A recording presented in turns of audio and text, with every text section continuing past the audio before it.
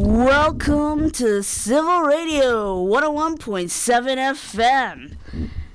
You are now here with Black Mike, ba-da-ba-ba-da-ba, and I'm your host, Arthur Atlas, here with Kyler Pierce. Oh my God, it is such an honor to have you here. Thanks so much for having me. It is awesome. I actually never thought I'd be in the same room as you, cause like the We've way been in the same room before. I know, but I mean like. In a conversation kind of way. I'm excited to get into it. Yeah, because it is insane. It's like people that I've talked to has been like, "Whoa, Kyler Pierce, that's the guy," and I was like, "Good to know." I'm a guy. Well, it seems you are the guy. But yeah. To the audience of Black Mike who do not know you, please introduce yourself. So I'm Kyler Pierce. I'm a local Abbotsford, Fraser Valley music producer, kind of just session musician, whatever you want to call it. I just kind of try to get myself into all of the musical and audio related. Weasel my way into all of it and just have fun making art with people. I fear you and I are the same person because my favorite thing is audio things. And actually, when I changed my degrees, because now I'm doing media arts, I used to do education, I was like, you know what's fun? Sounds. Yes. Sounds are so much fun, and I would nerd about it to everybody. And like, I remember the other day I was speaking to Aaron, and we were listening to an interview that he was, I guess, editing, and I was like, that audio is so crisp. Whoever did that, oh my days! And I was freaking out about it, and he was like, oh yeah, I'll tell them about that. And I was like, you don't understand.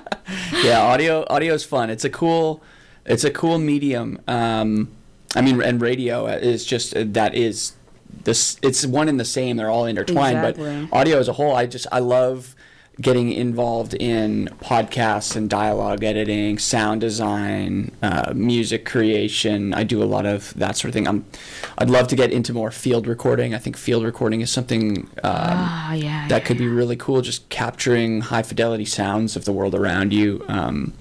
That's something that's been on my mind a lot lately, so we can nerd out all day about this. All my days. I actually have a small library of field recordings, and it's not like I have a proper recorder or anything. I'm a broke student, just so you know, but like I just use my phone and I'm like, oh my God, this sounds so good. And my sister is like, what is happening? I'm like, shh, shh, shh. I love that. Yeah, but we have, to anyone who is listening, we have a huge, amazing catalog of discussion topics, but before that, the only way we start Black Mike is by having a hype song. And this time I'm gonna let you pick the hype song, because usually the hype song is Stray Kids, Domino by Stray Kids. Play that. Let's hear it. That? Let's hear it. Yeah, okay, yeah. Awesome. You got a hype song. Let's hear it. I love it.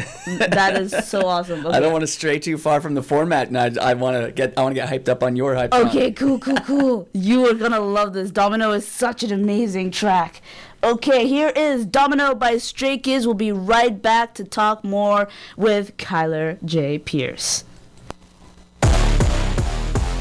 Welcome back to Civil Radio 101.7 FM on the Stolo People's Territory, which we acknowledge and operate on. We are back on Black Mike, ba-da-ba-ba-da-ba, with Kyler Pierce.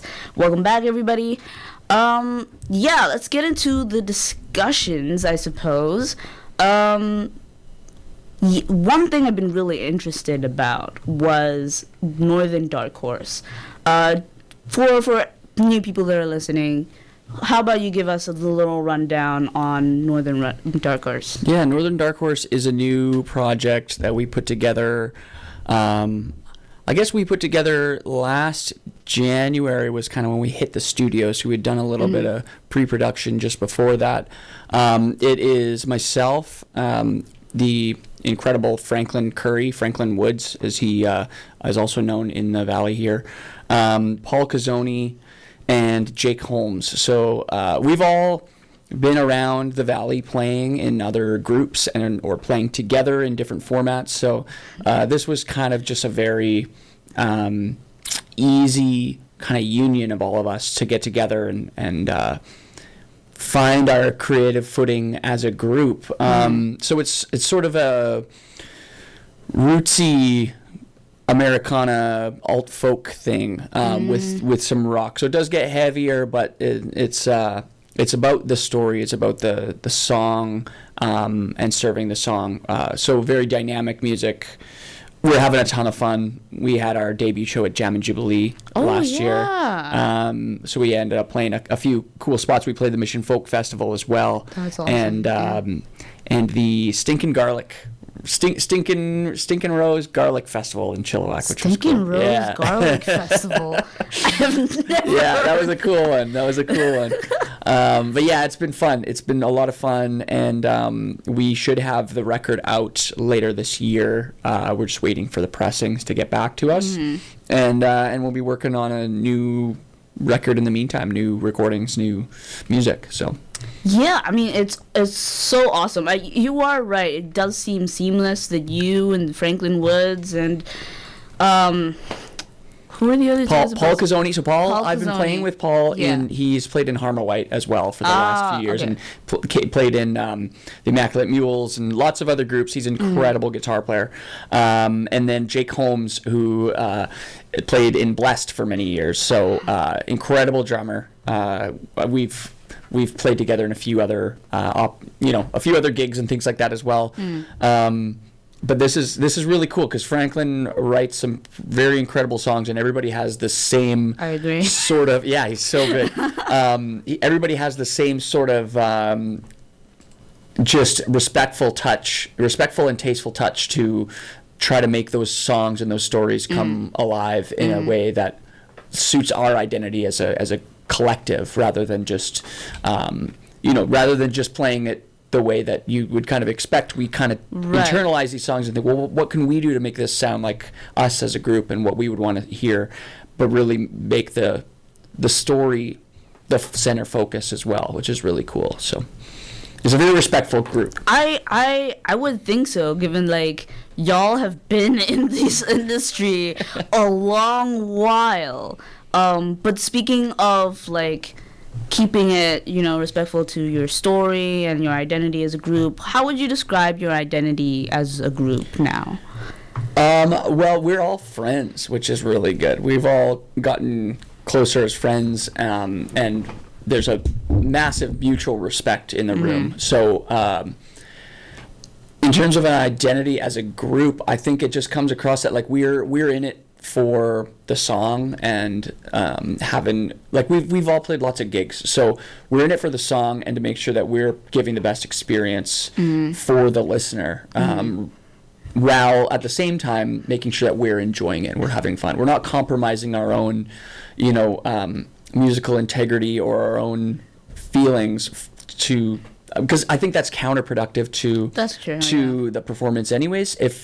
If you're not having fun up on stage while you're performing the songs, people pick up on that, and then they're not going to connect with you anyways, right? Yeah. I don't know. I guess we're just a bunch of Fraser Valley kids who've been in here for a long time, and there's a nostalgia that we have for the Valley as a whole, and our memories there. And so a lot of Franklin's stories, I don't want to speak for him, but the way that they feel to me is it's kind of reflecting back on the Valley and his experiences. And then the songs that we're working out together, we're able to take those bones of some of these songs that he's coming to and try to shape them into an arrangement that feels like it really showcases that. So, wow.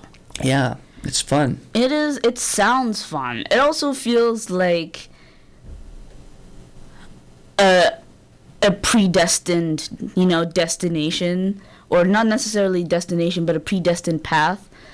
I'm not usually one for superstitions or anything, but I think that applies given like what I've heard over the stories of you and Franklin, from Franklin and from Aaron and stuff like that, and Nelly. It is just awesome to see that being, I guess, grown into this project. I feel like I was waiting an eternity for this call from Franklin to say, hey, we should do something musically together. Right. I think we'd kind of been putting the feelers out for over a few years, just planting the seed of, hey, it'd be really cool to get together and do something, or we'd see each other at a show and it would be, something would get mentioned like that. But I think when Franklin felt inspired to put a group together around some of his songs, or at least that as a starting point, to start with some of his songs, we basically knew that this was something that it was kind of in the making for a while. It kind of felt that way.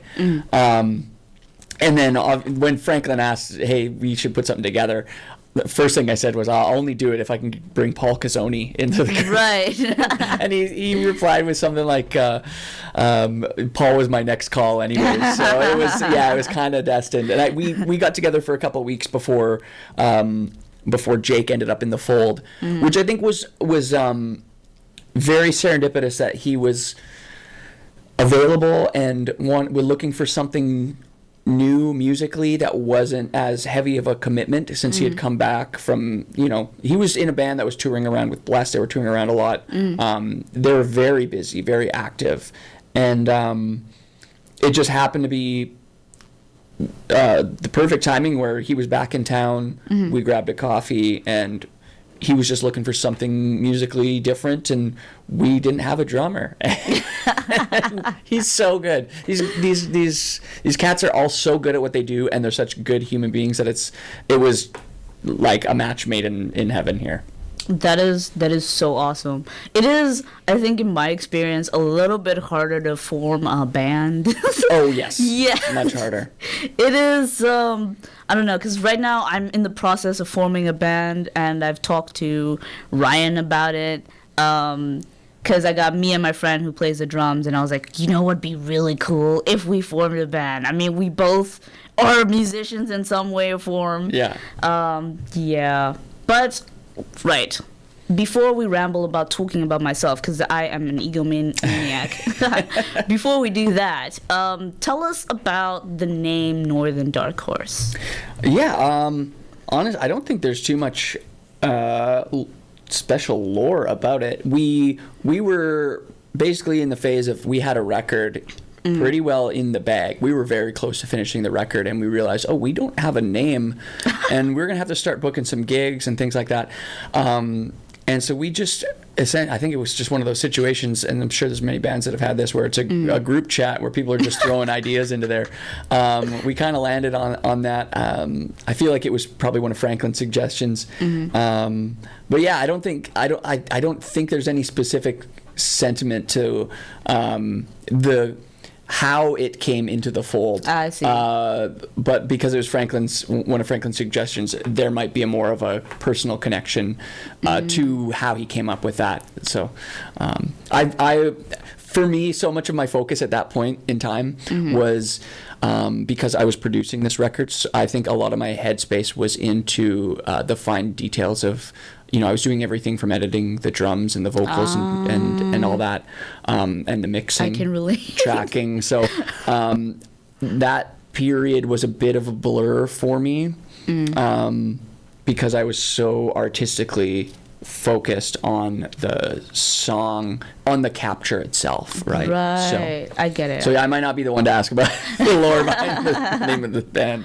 Well, okay. Well, that is something I'll have to ask Franklin. I've only had like a few conversations with Franklin, and you should get him in here. I should. Yeah. I should definitely. I felt a little bit tiny, like little bit scared. Just like I was scared, like he's elusive. DMing you. He's like, elusive though. He's.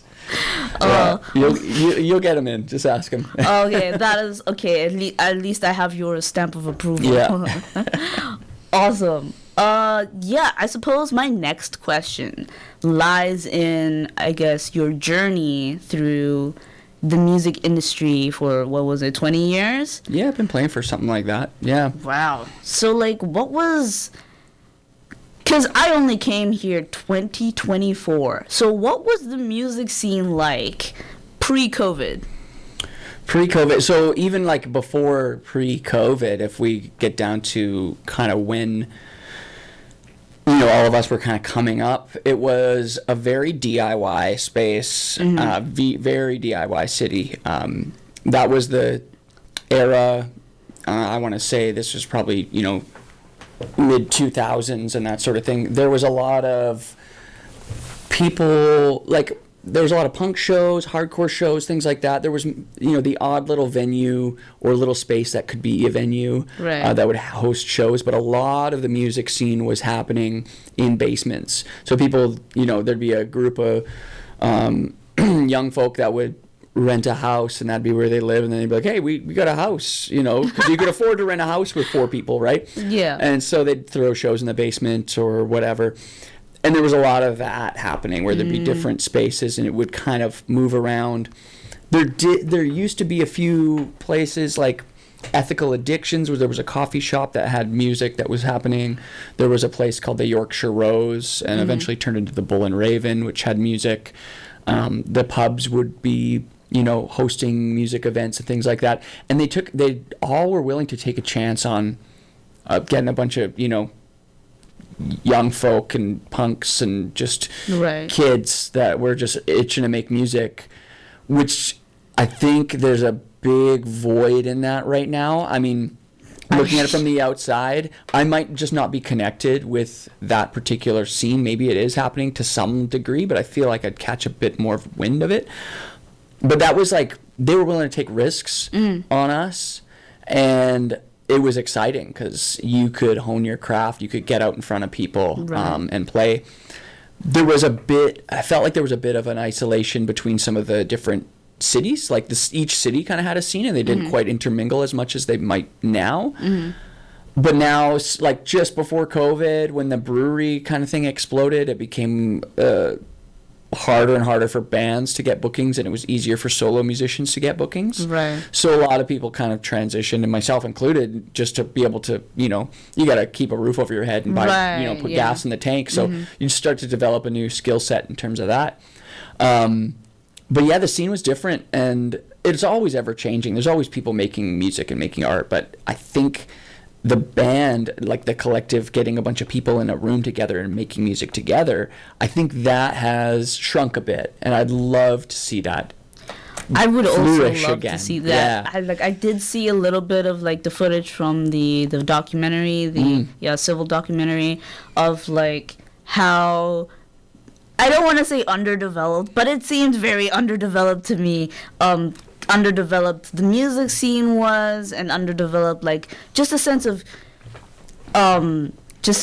like a structure, like aside from we got a place, let's play, So I would actually like to see more of that now, because right now it is a lot harder to get wind of community plays or stuff like that. I had a talk with a friend where she was like, what's civil radio? And I was like, you don't know civil radio? Right. You're a student. Yeah. And then she was like, what's Jam and Jubilee? I know. And it's crazy. And she was like, how did I not know this? I was raised in Abbotsford. I was just at a meeting with one of the city employees, like City of Abbotsford, and they didn't know what Jam and Jubilee was. And I'm like, you put on other community events in Abbotsford, like that's your role. How do you not know what Jam and Jubilee is? But I mean, a lot of city employees don't actually live in Abbotsford. But it's kind of shocking because these things are institutions in the arts and music scene.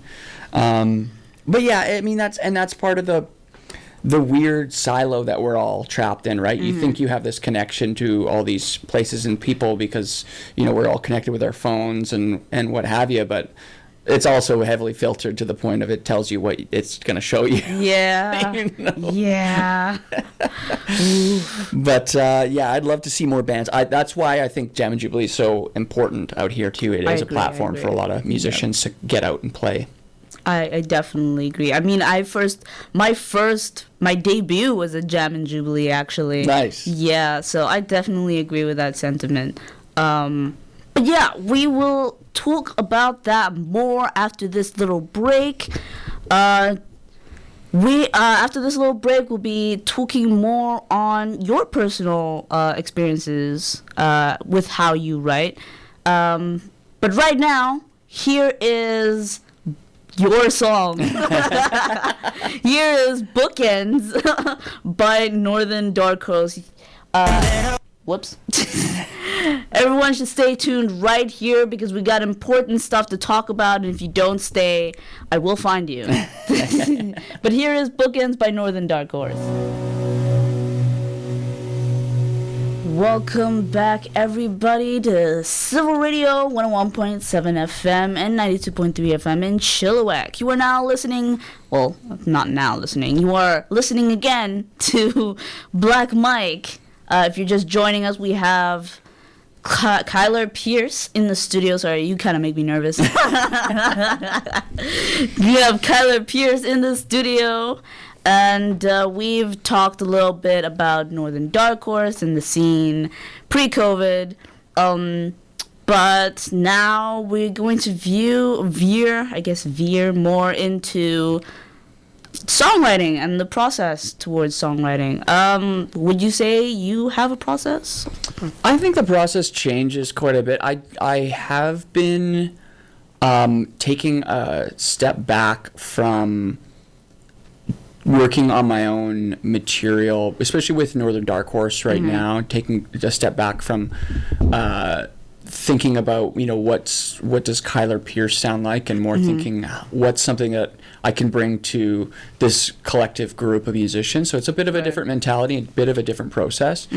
But for me, I've always found I like to focus on getting a groove and a kind of a progression first. So the music comes first for me. I know some people it's opposite. They'll have like a lyric or a word or something that kind of evokes an imagery, and they try to put music behind that. And I think lyrics and the writing of words and imagery that way has never been my strongest suit, and maybe I should lean more into that to develop that part. But I've kind of found this little niche in terms of my style has often been really fixated on arrangement, taking ideas and kind of putting these little blocks, these little pieces into a particular way that allows the song to kind of breathe and have room to let the story be told. Right, yeah. So that's kind of my process. I oftentimes will start with a chord progression. I'll find a chord progression I like or a melody that I like, and try to find a groove around that because you need that supportive rhythmic thing. And that's been as of late, that's been kind of my process. Well, yeah, I mean, that makes sense, actually. I've working with Nelly P in the studio. I usually am the one to have a theme behind the song first, before the chord progression or the lyrics or whatever, theme first. But he started playing immediately. I was like, oh, okay, so what are we doing? Yeah. And, it was a very funny thing, because I was like, oh, now I have to come up with a theme on the spot right now. Okay, cool. Yeah. And he was just going, and I was like, okay, let me write as I do, because we only had an hour to do so. But it is fascinating to see people and to work with people who think chord progression first, because I, funnily enough, cannot play instruments. Okay. Like, my production has mostly been on the digital audio workspace. Right. So I relate to the style of, like, arrangement. I love arrangement. Even though it seems like in the studio I might crash out a bit, I love. We all crash out a bit doing that. Yeah. Yeah. I think I've had when people are in the studio when I start screaming, they're like, "Are you okay?" And I'm like, "I'm fine. I'm totally fine." But it's definitely one of my favorite things. Also, one of my favorite things when it comes to music, or at least producing, is adding random sounds to the production. I think I added like the sound of like a whoosh sound. It was just a random breathing sound that cool. I found. Yeah. Yeah. Have you ever added random sounds to your sounds? Oh yeah, for sure.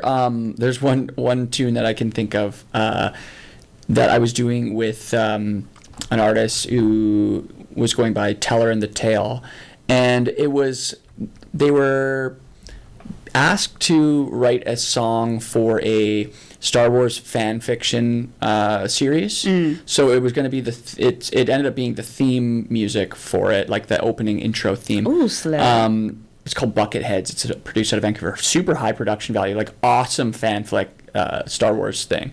But we did the theme song for that, and it was right around the Mandalorian release, like right around that time. So it had the spaghetti western sort of vibe. So we leaned heavily into the spaghetti western, and I dug up all the old Ennio Morricone, like the good, the bad, and the ugly sort of mentality with the whistles and and so we put a big huge bell in there, like High Noon, gunslinging thing, and the song ends up with rain and lightning, like thunder and lightning, starting the song and ending the song. I thought it was just kind of cool. I mean, they clipped it up for the intro because it's obviously a tighter intro with that. But yeah, it's called All the Men Here by Teller and the Tail. Great tune too. It was super fun. We did it just me and Casey, who is Teller and the Tail, who's the singer, and a drummer named Ed Wellen, who's a fabulous drummer, but he programmed the drums, and then we did all the rest of the production in my studio, which is fun. I mean, that sounds fascinating. Teller and the Tail. That also sounds like a really metal name, Teller and the Tail. Just imagine. Oh, my days. You imagine the headlights. Yeah. Introducing Teller and the Tail. Yeah. You just, yep. I definitely... but yeah, I think when it comes to music production, because that's where I focus on, it's always the little bits that fascinate me. And it's like I can only nerd about it with myself because when I'm with my friends, I'm like, whoa, I added this little sprinkle of a something, and now it sounds like an entire different thing. And they're like, no, it sounds the same. And I'm like, you don't get it. Yeah, it's interesting because we get so hyper fixated into the production, and it is very fatiguing because it's constant micro decisions throughout the process. You're constantly. Yes, no, how loud, how quiet, how much compression, how should I EQ this, how should I saturate this, all these little things, these micro decisions to get to something that is going to be consumed in 3.5 minutes at best, right? Right. If people listen. But it's so labor intensive and so emotionally and mentally fatiguing. It's a wonder why we've fallen in love with it, Yeah. It's so strange. It is so strange because I think I've crashed out over the tiniest things that like wouldn't even be perceived if you were listening to it only once. Yeah. But yeah, it's always so fun when I have because I have a body double when I produce, just to like hear what I'm producing and whatever, and then they're like. They always, like, I swear, have a camera just for the moments when I crash out. You can sense it. Yeah. But, yeah, you did say you were venturing into other audio form medias. Yeah. So in the last, I mean, I've done all sorts of other audio stuff. I mean, I've worked with the folks here at Civil with doing some of the filming, like the audio side of some of the filming stuff that you would have seen in the documentary and all that, and with the Fraser Valley Music Awards and all that sort of stuff. But Yeah, I've been venturing lately into the world of podcasting. So my wife hosts a podcast called Yoga Insider, and that's been really cool because I've developed, for me as an audio professional, I've been able to develop new systems for that type of dialogue editing and mixing. Yeah. And we've also decided to do it as a talking head video format for YouTube. So that sparked this strange love of like videography for me. So I've been doing a lot of video work for musicians in the valley here, which has been super fun. And it has the same sort of I feel like I bring the same sort of morals and ethics to that. Like what I want to see out of them is imperfection. I don't want anything too polished, so we do it with like, it's a live recording. If it's a little pitchy, if there's a little bit of wrong note, or it's not visually perfect, I think that's the perfect part of it. You know what I mean? It's the imperfections. And that's also kind of my production style as well, right? I don't like to overproduce anything. It really has to capture a moment. It's kind of like photography. So videography for me has been a really cool outlet for a new medium that I was always terrified of. It was visual arts. Oh, yeah, no, I totally relate to that, actually. Visual arts has been, because now I'm taking media arts as a degree, and it has been so strange because now I've had to learn how to draw. I've had to learn animation. It is fascinating, but also kind of intimidating, if I'm being honest. Very much so, yeah. But it's exciting when you can embrace being really bad at something and seeing those micro achievements, those little stepping stones of progression. That's what I've found really exciting, because with the audio stuff, I mean, it's a never-ending thing, but you get to a baseline where you're like, okay, I can show up and I can do the job and I can do it well. I can get the results that I want. And then everything else from there is kind of experimenting and trying new things. Whereas with video, because I'm working with musicians and artists that, I tend to have that, it's a hang too. You know what the vibe is when you walk in with a bunch of musicians, right? But when you're doing the video side, I can turn my brain off and get the audio side handled, and then kind of fixate on, okay, well, how can I make this better with the video? Like, how can I use this one opportunity to level up my game? And every single time you're noticing these little micro improvements or macro improvements, depending on, what you've learned and what you've tried. But being really bad at something, I think everybody should jump into something new and be really bad at it, and just get humbled and feel that again. It's so cool. It's so exciting, and it's hard to do. It's hard to embrace that. But it is definitely hard to embrace that. I'm one thing about me is, as a producer, I'm a perfectionist. I am a perfectionist. Producer or even audio, like audio professional, whatever I'm doing, radio stuff or audio stuff. If it's audio related, I'm a professional. I'm in the zone, and it's kind of been really fascinating to hear other people's journeys when it comes to the similar sides. You embrace imperfection. That's just something that I've never really been into. Sure, I have this one moment in a song where I flubbed a line, and as I was recording, I started laughing, and I was like, this is amazing. Imagine if I put reverb on this and stack this right before the verse. It would be amazing. And then I left it in, and that was that was like a happy accident. Yeah, it's cool when you can accept those things and just kind of roll with them, right? It's a little happy accident, and I think there should be room for that in a production. I think part of the reason why I embrace those imperfections and things like that is it's stylistically in line with the genres that I do as well. I don't necessarily do pop music. I don't necessarily do electronic stuff where it is very grid heavy, where it's things are there's samples and whatever. I'm recording live musicians playing. And so obviously we're trying to get the best performance out of them. Right. The best performance doesn't necessarily mean the most perfect performance, right? It may be stylistically absolutely nailed to the grid, tightest perfect thing, but it loses its attitude. Right. You know, I've had that happen before where a guitar player has said, hey, let me take another pass of it. I'm like, I'll give you one, but you got it already. And then we give it to them and they do it tighter, and I'm like, we listen back and they're like, no, you were right, the first one has it has the vibe, it has the attitude. But that's a stylistic choice.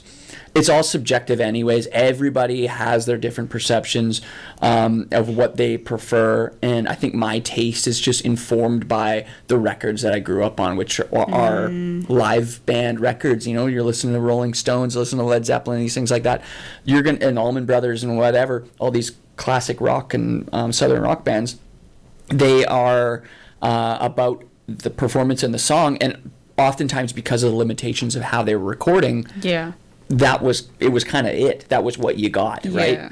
It was more of a capture than anything. Whereas now we have the flexibility to tune this and tune that, and I do some of that. But I think stylistically, because of the genres that I work in, it's less of a focus on that and more of a focus on like really conveying the message of the song, right? Right. I totally get that. I don't think I've ever recorded some like live instrumentation before, right? It's something that I do want to try as a producer, have like someone come into the studio and have someone like play the guitar. I was actually looking forward to doing something with an artist last year, but it was a last minute cancel, and I just never spoke to them about it again. But I think I did bring up the making my plan to make a band, and so it's like I'm challenging myself, because now as a band you are obviously doing this live recording, all the instrumentation and everything.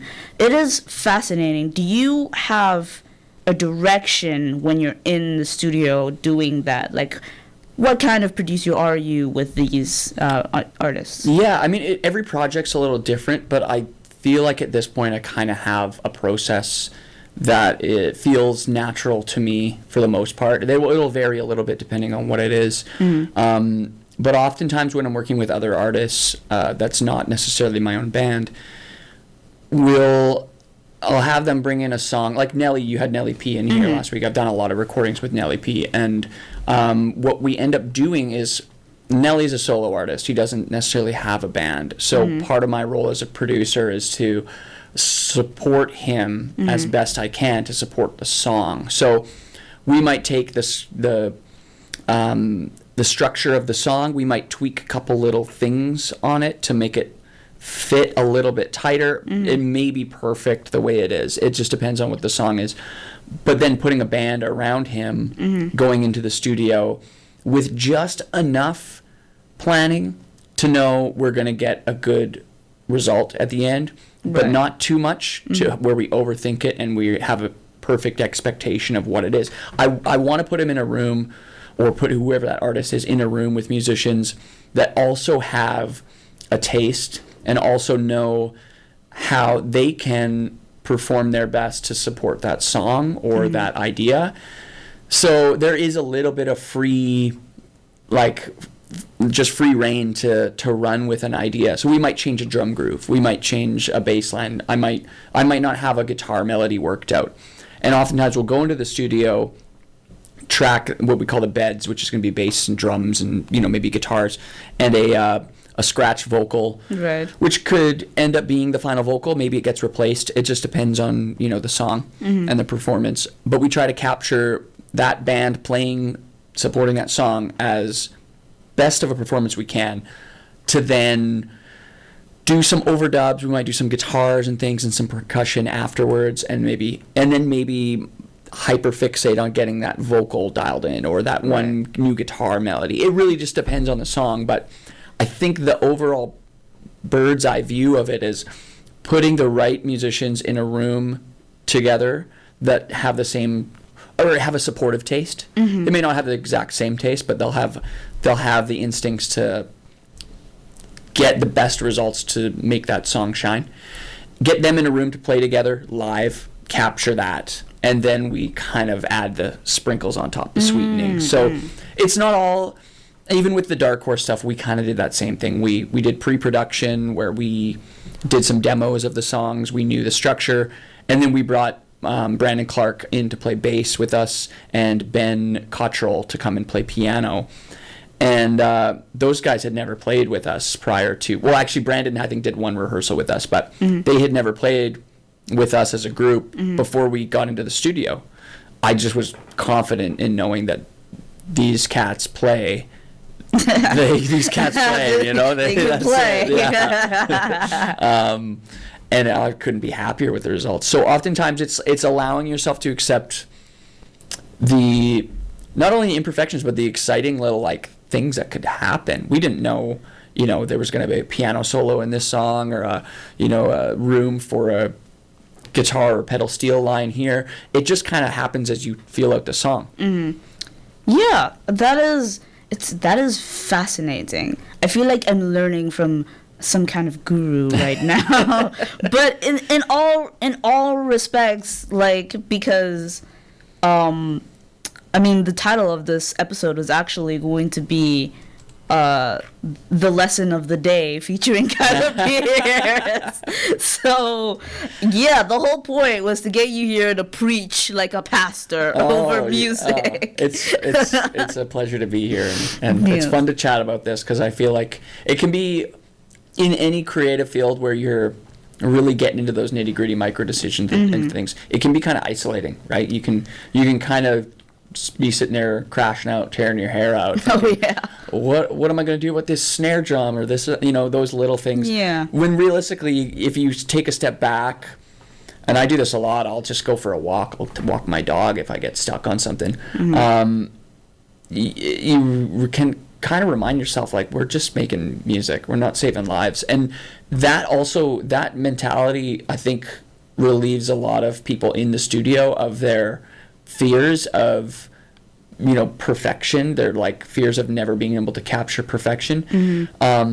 So a lot of the role of a producer is just keeping the vibe, just making sure people are comfortable. Yeah. Like, it might be somebody I've never worked with, and they're coming in to do a song, and the worst thing I can do is just sit there behind the computer and look back at them like, what is this person doing? It's like, you want them to feel comfortable, and I mean, it comes down to everything, like, what's the vibe, what's the lighting in the room, what's the is there like a weird, like, did somebody roll in with a hole in their shoe and have a wet sock, like, look, all those little things affect. This is a weird one. I had a recording session with somebody, and the drummer was coming into track, and he was moving that day, but he didn't let us know that he was in the middle of moving.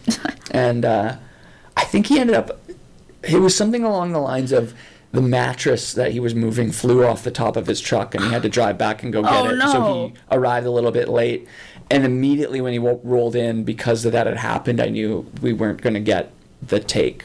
Right. And we didn't get the take, because there was something else going on, and I didn't have the tools, or I wasn't equipped to kind of bring that clarity, clear the space in his head to say, hey, that's in the past, and like, it's something minor, right? That's so minor. I mean, if that happened to me, I'd be frustrated too. But all those little things affect the performance, and you want people to come in and feel stoked, you know, like hyped. Like, you have a hype song for doing the show. Like, that speaks volumes to like how you treat your work, right? Right. And I think that is something that a lot of people forget. They just think, oh, we're just going into the studio. It's like, yeah, the studio should be fun. The studio shouldn't be a chore. You know what? I can actually relate to that. I remember when I was working with this one artist, and she always puts herself down. She's like, no, I'm not really good at singing. I've just done some stuff. And I'm like, okay, but I'm bringing you into the studio because I approached you because I know you can sing, So she came into the studio and we did a couple takes, and it was just I could see her like tensing up about like getting this take perfectly, and I said, "Hey, you don't have to get it today, you know.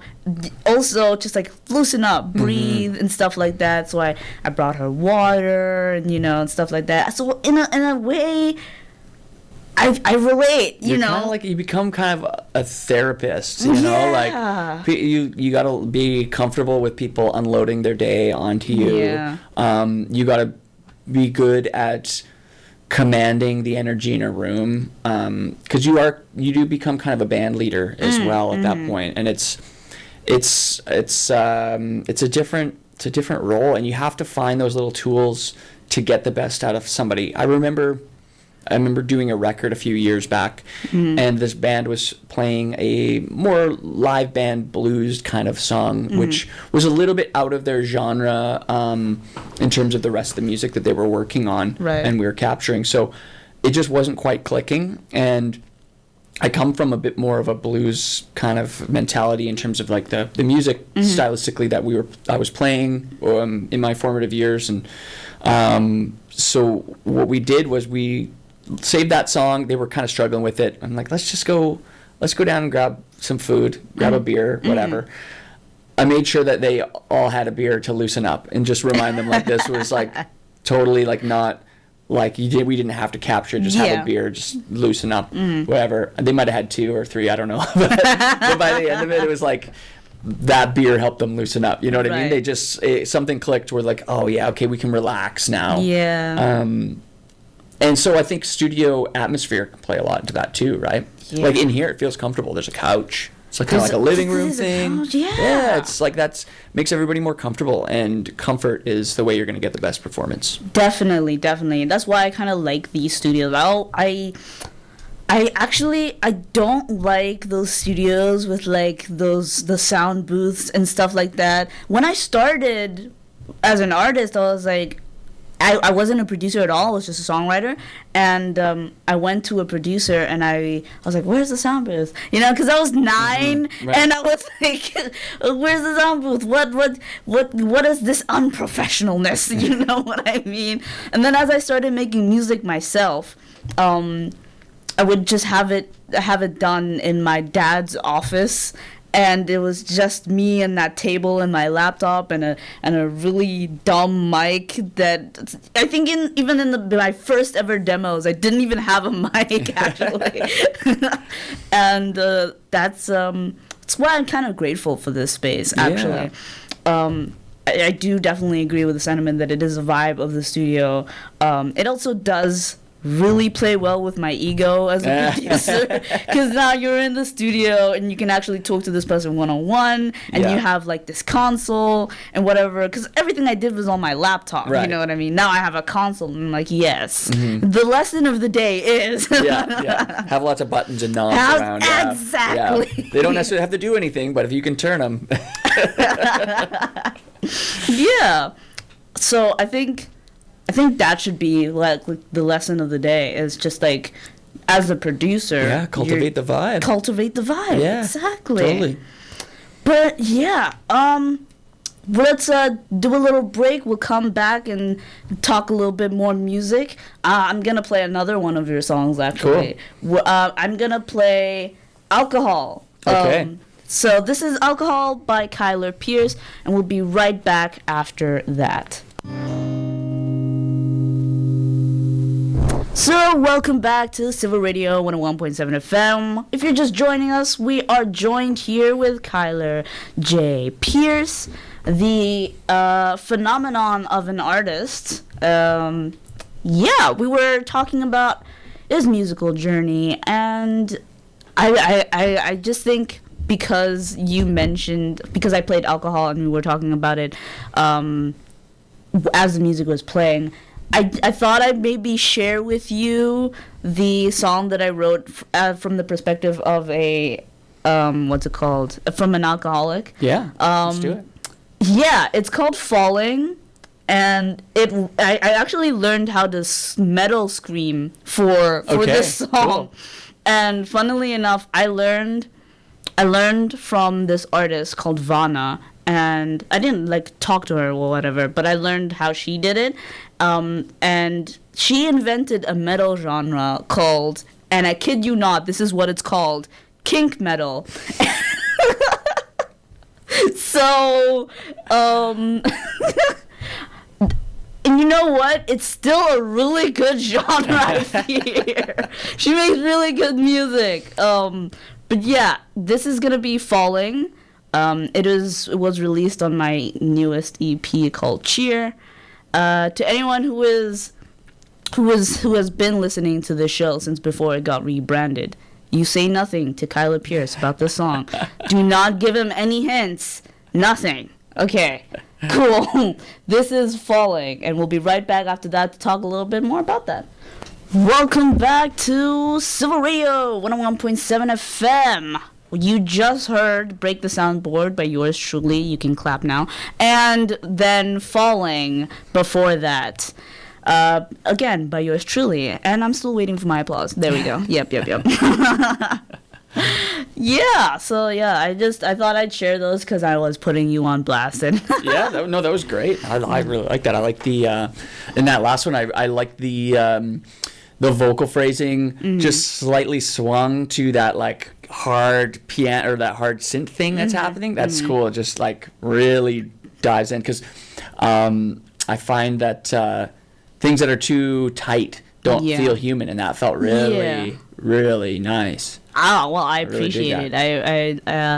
It was very fun to perform. I guess I shouldn't say perform, but yeah, perform and record Break the Soundboard because I was in my bedroom when I recorded this actually, and I put the mic on my headboard, and then I walked over to the door and I started singing Break the Soundboard. Yeah, it was a lot of fun playing with those kind of methods and stuff like that. I had my sister come in. I was like, please hold the mic over there. She's like, what are you doing? Yeah. But yeah, it was a lot of fun. But it's not one of my favorite songs that I've written. So yeah. Well, they all come in waves of you fall in and out of love of your own music for sure, right? Yeah. I can feel that. I mean, I don't perform much of my own music anymore because of that same feeling, right? You just start to, okay, this doesn't represent me right now as it, as accurately as it did when I wrote it or something like that, Right, yeah. I just, it was, you were talking about those the little things in the song and for the vocal delay and whatever. And I was like, most of those are accidents. Yeah, that's cool. That's the best part. And it's like inspired as it comes. It did. And so when I was listening to it again, I think a while back, I was like, I know what I did wrong. I wouldn't say it was wrong. I'd just say it's a cool, happy accident. It is, intentional. Yeah. It is, but I think the one thing about being a producer is you can say any accident you can say was intentional. I veer totally the opposite. Everything that happens is an accident. I let people know that's just what happened. I had no intention of doing that, and it happened and it worked out. Because who am I to take credit for the universe providing some beautiful thing that happened? Yeah. I'm just a vessel that it might pass through at any given time, and that's really deep, man. Yeah, it's so funny. I think I've had conversations with people that are like, "Oh, I really like this," and I'm like, "That was an accident." And I just don't say anything. I'm like, "I'm glad you like it," but I know. Yeah. But yeah, wow, it is. To anyone who is joining us right now, it is currently 1:26 p.m. And we have gone into the threshold of talking about, I guess, as a producer, working with working with newer artists. You've worked with newer up and coming, absolutely. So working with newer artists, what would you say is a piece of advice that you want to give? I think anybody that's going in new and fresh is just try to accept and be stoked on where you're at now. Mm-hmm. Because like with anything, the best is yet to come, right? This isn't just music, but like there's this mentality like the best is yet to come. Artist puts out music, is that their best work? They're gonna say it's the best for now, right? Until the next thing, right? So and understanding your own limitations can really help you just sort of enjoy the process, right? Enjoy, I'm making music right now. I'm going to produce, or I'm going to make this record. I'm going to record it. I'm going to get to play with these musicians, whatever it is. You can get the actual satisfaction of like, yeah, we're doing it, rather than constantly critiquing yourself. So sometimes with production in the style that I work in, oftentimes I might have somebody else do a performance on an instrument that artist might not be super proficient in. So for instance, it might be a singer-songwriter coming in, hey, I wrote this song, it's got these, this 4-chord thing going on, and then the chorus comes, and maybe they're a fabulous singer, but they're still kind of working out their guitar chops, because the guitar is just kind of the vessel for them to write the songs. Right.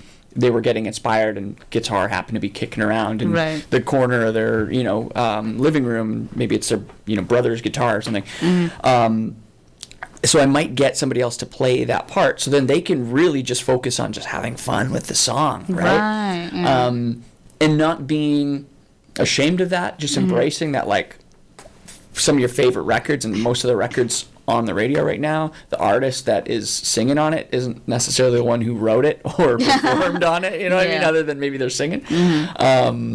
It's just like, I think there's this big mask over top of, what people see the music industry to be and what it actually is in terms of the content they consume. We're inundated with perfection and overproduction, and I mean, to the point where like an Instagram video might be so heavily tuned, and you have no idea. You think it's somebody live in their living room, but it's actually just like a tuned vocal, right?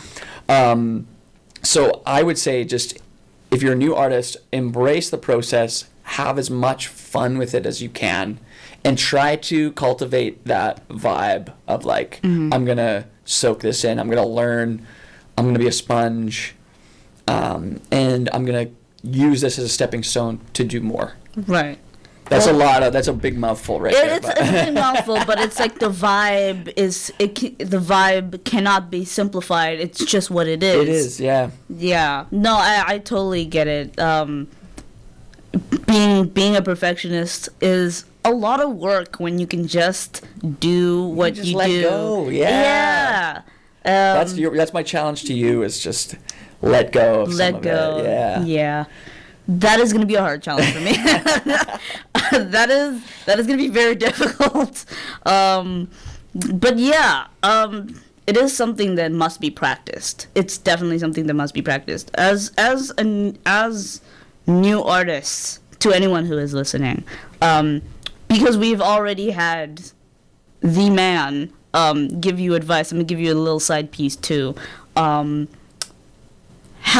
a lot of crappy demos. Yeah. Have a lot of crap. I have a lot, actually. And I used to send them to my mom, because my mom was like, oh, send me your little recordings, and I did that. And mind you, this is again when I had no microphone, and I sent them to her, and she was like, oh, these are so good. And and like, this can just be a mom thing, but my mom was like, oh my God, this is so good.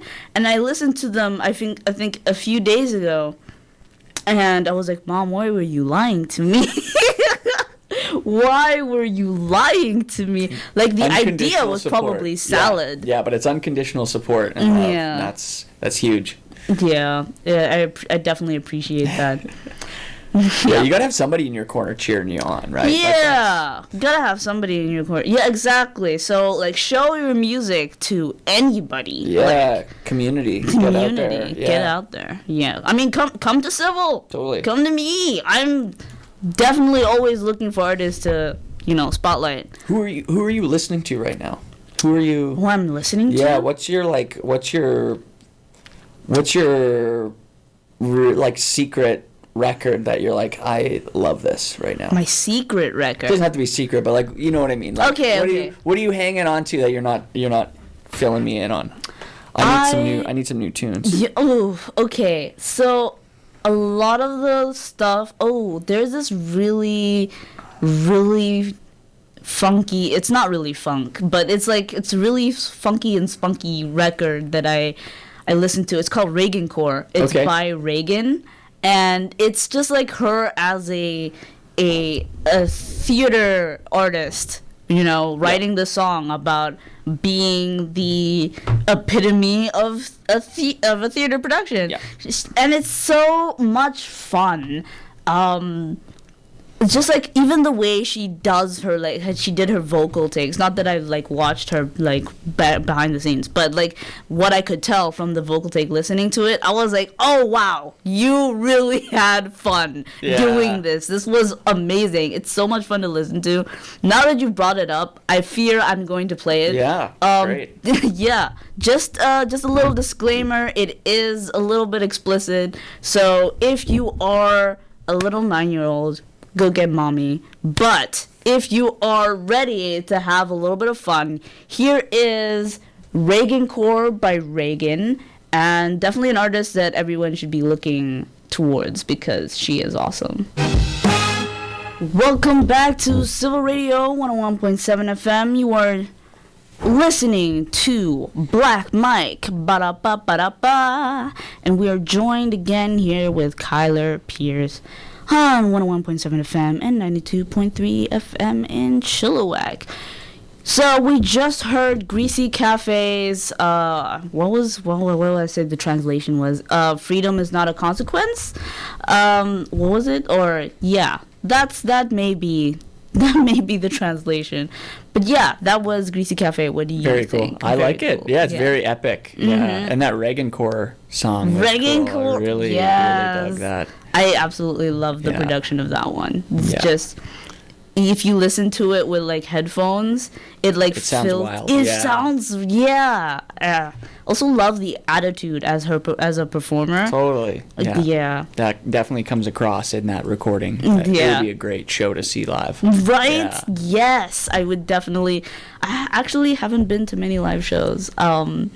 So next time there's a live show or you're performing, you gotta let me know, because I've gotta break my concert virginity. I haven't had that, But there's a show tonight. I'm playing out in Agassiz tonight. I mean, it's a bit of a drive, but yeah, I'm playing with Andrew Christopher's playing a show out there tonight, so I'll be opening up with his. He's got a band called the Imaginary Band. The Imaginary Band. Yeah, and they're putting out some new music. They recorded at Studio Down Under here in Abbotsford, and I was in on some of those sessions to just shoot some video and some photos. So I think there's a music video coming out in the next couple days for that. Nice. Yeah. Wow. Okay, that is totally awesome. I love that. I'm okay. I'll let you know some Abbotsford shows. Yeah, Abbotsford ones definitely. I was not. I don't think I would be able to get down to Agassiz. It's just a shameless plug. Just anyone out there is listening, go to Agassiz and meet the man, and we'll listen to him and his very unique voice. I don't think I've ever heard a voice like that before. I can't even pin down what this sounds like at that point. You know what I mean? So kudos to you on that.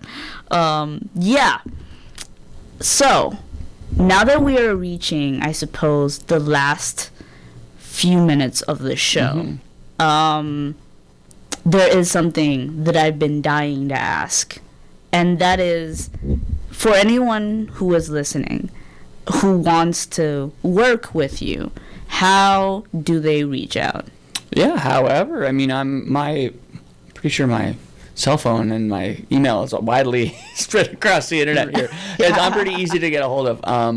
Instagram me at Kyler J. Pierce, or email me. It's just kylerpierce@gmail.com. I'm open to working with. I love working with local artists here. That's kind of my that's kind of my bag. It's just like helping newer artists and making sure it's accessible to get a quality product, a quality recording and capture for this members of the scene here, right? I'm working on right now. I'm working on finishing up some recording and some final production for a band called Bottled, which is Fraser Valley like hardcore punk kind of group, which is cool. Nice. So we're just wrapping that up right now. I'm working with an artist named Mara Hatklin, who's fabulous R&B kind of singer. She sounds like, it sounds like Lake Street Dive. It's like very cool stuff. So working on that. And then, we're in the process of doing some new Dark Horse stuff, which is going to be great. But I'm pretty easy to get a hold of. Follow me on all the platforms, I guess. Y'all hear that? Very easy to get a hold of. Yeah, and give me a shout. Just saying. Or my website, KylerPierce.com. I got lots of stuff on his website. This man is literally giving you the answers to all your questions. Just reach out to him if you're an artist, or of course reach out to me. I am also a producer who's in need of a job. And I think we could collaborate on something. Yeah, yippee. So it has been awesome speaking to you. Now this is going to be my last question. What is the weirdest song on your playlist? The weirdest song? It cannot be conventional whatsoever. Okay, and so it's let's go with something that I listen to. It's going to be unconventional in the sense that I think we were chatting about this earlier when you were playing some of these songs, that they're in a different language than you speak. Like I don't speak Portuguese, but I've been listening to this artist who is incredible. I believe he's Brazilian. His name's Rodrigo Amarante. Rodrigo. Let's just find something that you might dig. Okay. But I just love the production. I love his music.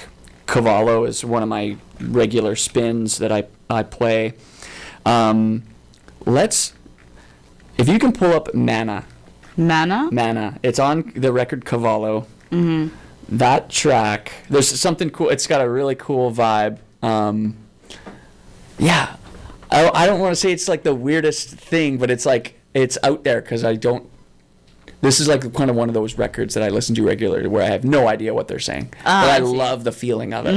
Okay. Yeah, totally understand let's play this one. We'll play this one, and then we'll play a song that is definitely like the weirdest one on my playlist. Okay. And I fear it's going to be a lot weirder. It's a lot weirder. Yeah. Okay. So here is Mana by Rodrigo Amarante. Stay tuned right here. This is the most important thing on your schedule right now is this show.